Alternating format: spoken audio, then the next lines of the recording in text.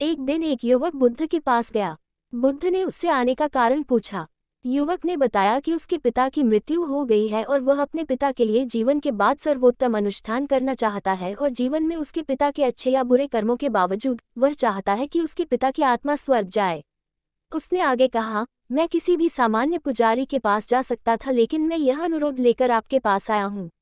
मैं चाहता हूँ कि आप मेरे पिता के लिए जीवन के बाद अनुष्ठान करें ताकि वे स्वर्ग में प्रवेश पा सके और स्थायी रूप से वहां निवास कर सके। बुद्ध ने आदमी की बात सुनी और कहा, बाजार जाओ और 2 मिट्टी के बर्तन खरीदो।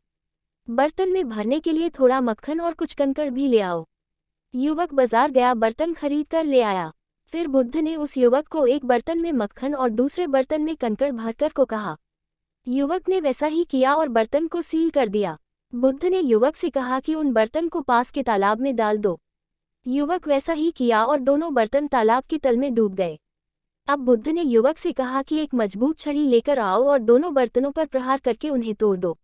उसने ऐसा ये सोचकर किया कि अब बुद्ध उसके पिता के लिए एक अद्भुत अनुष्ठान करेंगे।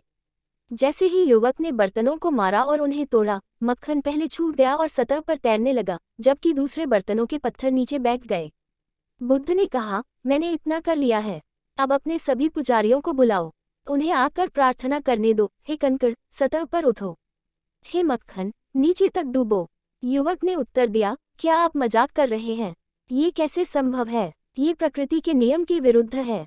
कंकड़ पानी से भारी होते हैं, वे नीचे ही रहेंगे, तैर नहीं सकते, जबकि मक्खन पानी से हल्का होता है, ये तैरेगा, नीचे नहीं जा सकते। बुद्ध ने उत्तर दिया, युवक, तुम प्रकृति के बारे में इतना कुछ जानते हो, फिर भी तुम उस नियम को समझना नहीं चाहते जो सभी पर लागू होता है। अगर तुम्हारे पिता ने कंकड़ पत्थर जैसे कर्म बुरे करेंगे होंगे तो उसका पतन होना तय है।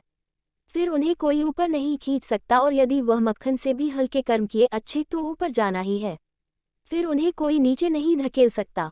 हमारी कठिनाई यह है कि हम सोचते हैं कि कोई अदृश्य शक्ति किसी तरह हमारा पक्ष लेगी, भले ही हम अपने व्यवहार, अपने कार्यों को बदलने के लिए कुछ न करें।